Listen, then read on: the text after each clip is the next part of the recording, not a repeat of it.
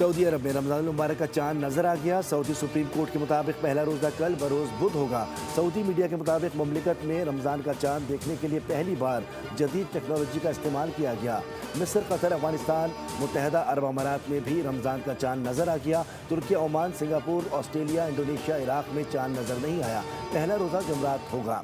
پاکستان میں رمضان المبارک کا چاند دیکھنے کے لیے رؤیت ہلال کمیٹی کا اجلاس کل پشاور میں ہوگا۔ ترجمان اسپارکو کے مطابق یکم رمضان المبارک جمعرات کو ہونے کا امکان ہے۔